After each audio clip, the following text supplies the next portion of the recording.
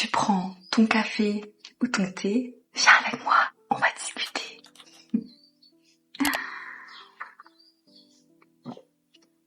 Alors déjà, je voudrais dire que quand je fais ces vidéos, je tiens à rester moi. Et oui, tout est pas bien en français. Il y a des hésitations, il y a des phrases qui s'arrêtent, des fois des pensées qui s'arrêtent. C'est ça aussi, transmettre. C'est pas donné à tout le monde de pouvoir transmettre quelque chose, de partager aussi son expérience, parce que derrière les mots il y a un vécu, derrière les mots il y a des souvenirs, des moments particuliers, et ça joue à l'intérieur. Et des fois j'aimerais mieux construire ce que je partage, et en même temps je veux pas, parce que je refuse de rentrer dans des vidéos où tout est scénarisé, et voilà. Cette vidéo, c'est justement pour parler de ça, pour parler de ces difficultés, parler de ces moments où pendant ma traversée je suis tombée. Alors il faut savoir, je ne sais pas faire de vélo. Je n'ai pas appris à le faire quand j'étais petite, et du coup je ne savais pas tomber. Quand je suis entrée dans ce désert et que je commençais tout doucement à être guidée dans mes escales, je sentais de la résistance. Un peu comme si j'avais un élastique dans le dos ou une corde dans le dos qui me tirait, qui m'empêchait d'avancer, et ça malgré toute ma volonté. Voilà. Ces cordes-là, je pense que je peux le décrire comme ça. Ça a été des liens énergétiques, des espèces de cordes invisibles. Je parle de cordes invisibles parce qu'il faut savoir que il y a le monde visible, il y a aussi le monde invisible. Alors je sais que c'est un sujet qui peut être très délicat à aborder, mais on aura beau faire toutes les théories qui existent, les énergies existent, le monde invisible existe. Quand on n'y prête pas attention, ce monde parfois prend beaucoup de place dans notre présent, dans notre vie. Et dans ma traversée, j'ai été beaucoup confrontée à ce monde-là. Et j'ai découvert des liens énergétiques, des cordes qui me retenaient, des cordes que je ne voyais pas, mais qui existaient bel et bien. Au moment où je fais ces escales, j'étais remplie quand même d'une espèce d'énergie très vivante, quoi. Je me disais, je vais guérir, j'irai mieux après, ça y est, j'ai compris. Erreur.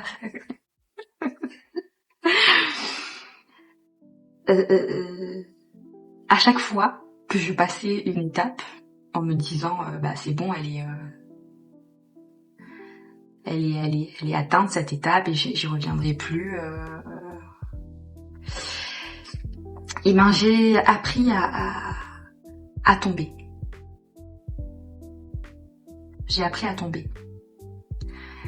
La première fois, quand je tombe, je me fais très très très mal. Et j'ai un peu cette colère. Parce que dans le chemin de la foi aussi, c'est vrai qu'on a tendance à croire qu'on est complètement protégé de tout et qu'il va rien nous arriver, parce que parce qu'on a la foi, quoi, parce qu'on est protégé, et parce que parce qu'on nous dit d'avancer, et du coup on avance, quoi.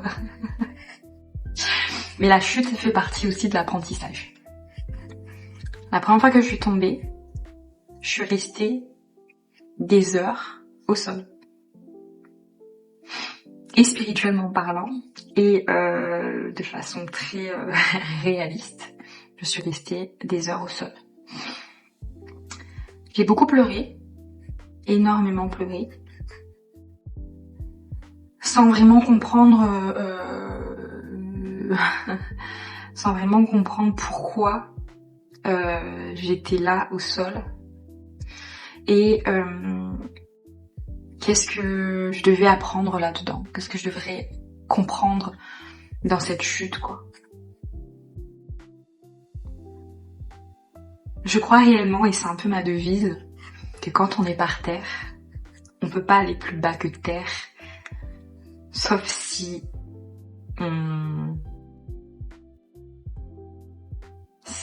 on est mort.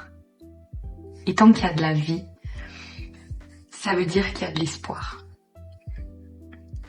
Et quand je me retrouve par terre comme ça, je ne vois et je ne ressens, je le ressens, qu'il n'y a qu'une seule solution pour moi, c'est de me relever. C'est de me relever et de me dire ok, je suis tombée. Et pendant que j'étais au sol, il y a eu des gens dans ce désert qui marchaient et il y a ceux qui se sont arrêtés pour me demander si ça allait, si j'avais besoin d'aide, et d'autres qui ont rigolé, d'autres qui ont été heureux, d'autres qui ont été indifférents à cet état dans lequel j'étais. Et c'est là que tu commences un peu aussi à mieux voir et à mieux t'entourer pour avancer. Et en étant au sol aussi, ma foi elle s'est renforcée.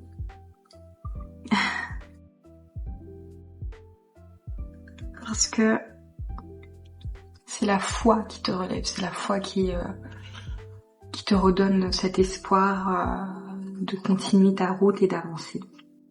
Je reviens sur ces cordes énergétiques, sur ces liens énergétiques. Dans mon cheminement, j'ai dû apprendre à rompre certains liens, à couper certains liens.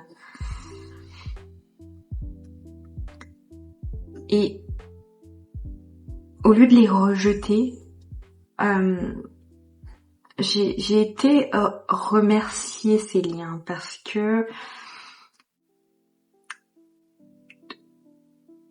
j'en ai peut-être eu besoin à un moment donné,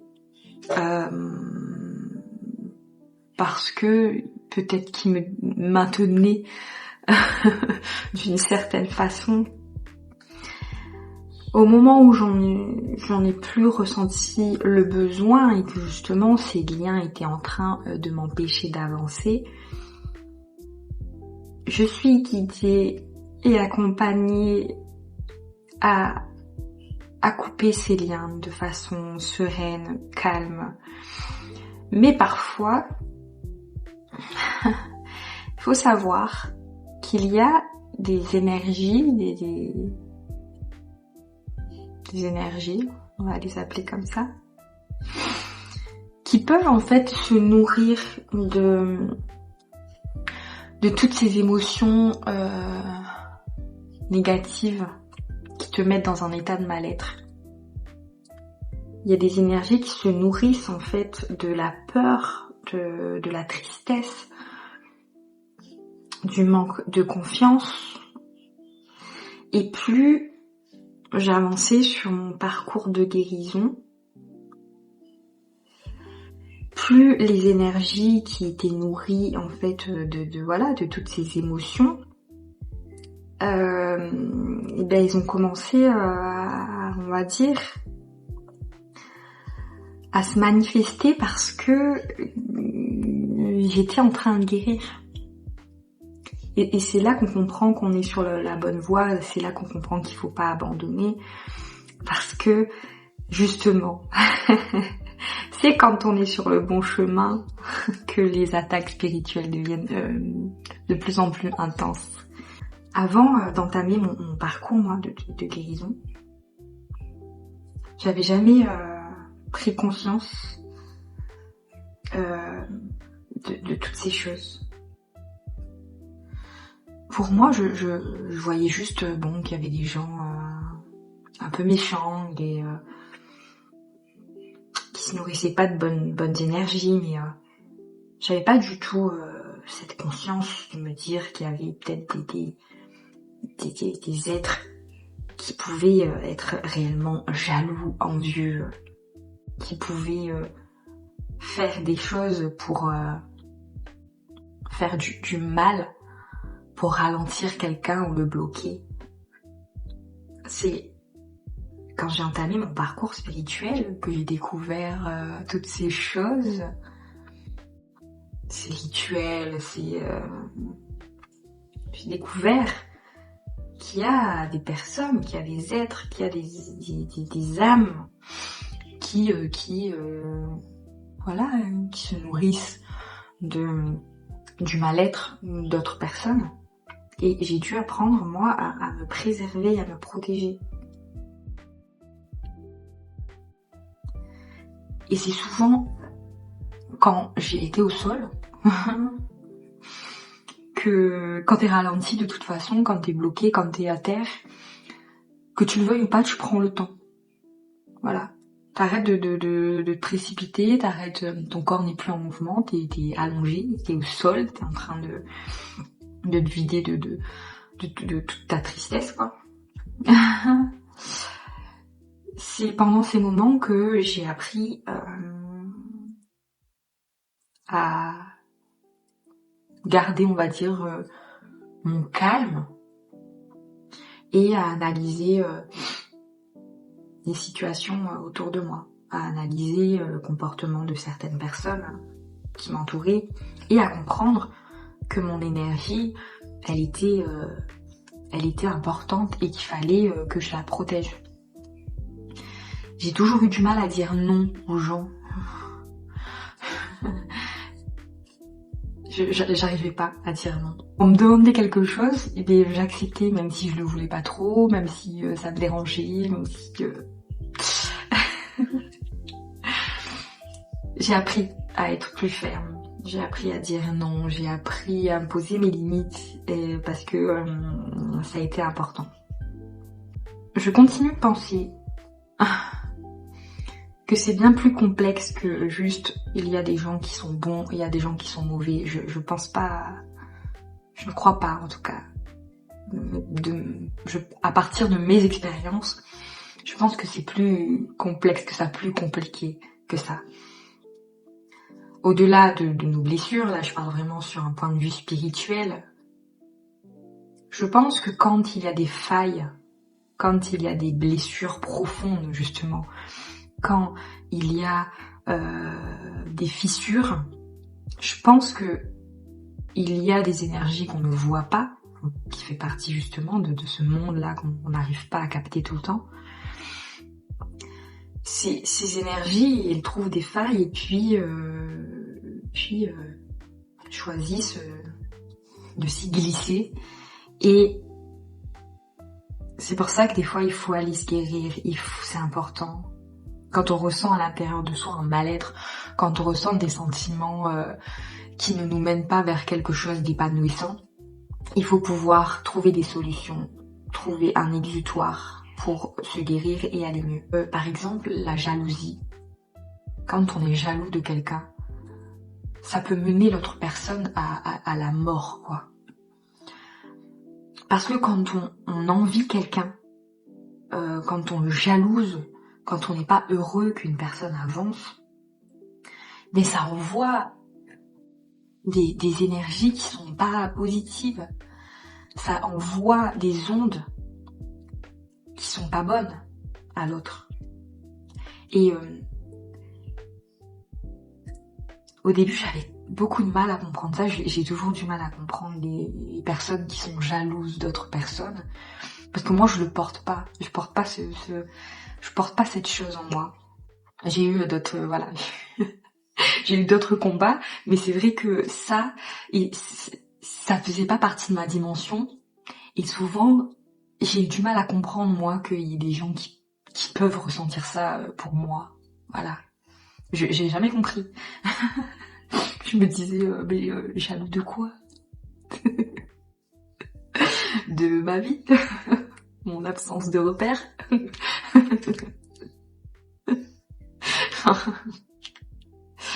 Je rigole beaucoup et on me l'a souvent reproché d'être très souriante, d'être trop souriante, de rigoler à tout. Je dis souvent que c'est un peu comme ma deuxième respiration. Mon rire et la barrière que j'ai érigée et le pont qui m'a permis aussi de traverser quoi, dans le vide qui a eu autour de moi. C'est mon sourire qui m'a toujours... ça m'a apporté la joie qui m'a manqué autour de moi. Et voilà, souvent, il y a beaucoup de sujets qui peuvent, par exemple, me mettre mal à l'aise, qui peuvent me toucher. Je vais avoir ce sourire. C'est comme ça. Et ça ne veut pas dire justement qu'il n'y a pas une autre émotion derrière.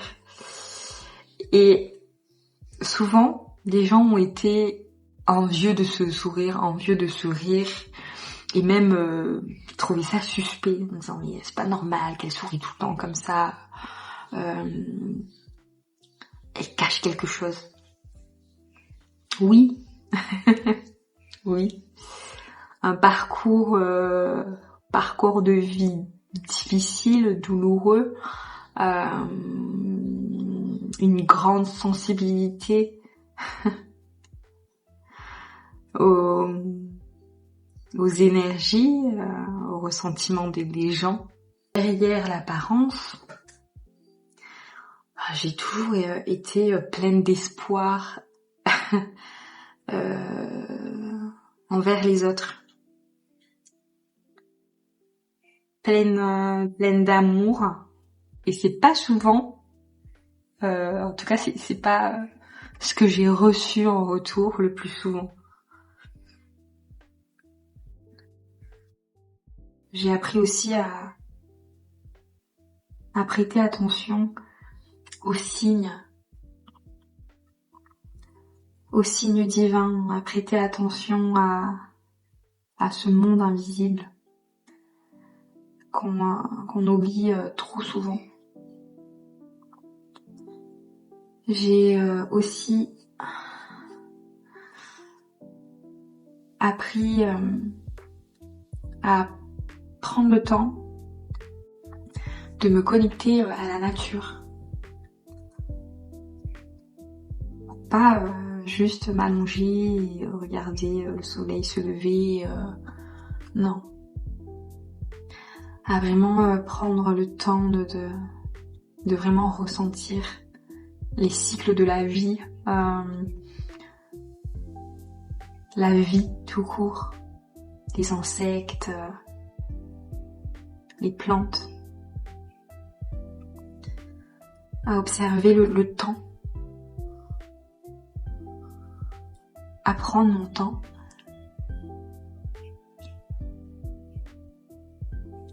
Au début, je pensais que j'allais m'endurcir sur ce chemin. Et ça a été tout le contraire. J'ai appris à m'adoucir. J'ai appris à faire les choses de façon plus douce, plus équilibrée. Ça n'enlève pas, ça n'enlève absolument pas la fermeté dans le respect que je demandais dans ma vie, mais ça m'a appris justement à être plus douce, plus ouverte, plus tolérante, plus dans l'acceptation des choses. Alors, je sais pas du tout où est-ce que vous en êtes dans vos épreuves, dans vos chutes. Tomber n'est pas une fin. Au contraire, ce n'est que le début. C'est le début, c'est une renaissance, c'est l'opportunité de se relever plus fort. Cette peur de tomber, des fois, elle nous empêche d'oser. Elle nous empêche de nous élever, de faire des choses parce qu'on se dit, mais et si ça fonctionne pas, et si ça marche pas, et si tout s'écroule. Quand on construit sur des bases solides, les choses tiennent. Soyez l'architecte de votre vie et assurez-vous d'être sur des bonnes bases. C'est pour ça qu'il faut guérir, c'est pour ça qu'il faut s'assurer qu'il n'y ait pas des fissures dans nos fondations. Parce que, dites-vous, qu'importe la tempête qu'il y aura, si vos fondations sont solides, le vent, qu'importe, les éléments autour de nous, autour de vous, ne fera pas s'écrouler ce que vous avez construit. Et si il y a des choses sur votre passage qui s'écroulent, qui s'envolent, c'est que ce qui était là ne tenait pas bien. Si vous estimez à un moment que ces choses-là étaient importantes pour vous, alors assurez-vous qu'elles soient, solidement, je dirais pas le mot attaché, parce que j'ai toujours du mal avec ce mot, s'attacher à quelqu'un, je m'éparpille. Assurez-vous que ces choses soient bien ancrées. Voilà, c'est le mot que je choisirai. Assurez-vous d'être ancré. Si vous avez une relation, assurez-vous que cette relation soit ancrée, qu'elle vous apporte des bonnes choses. Je suis en train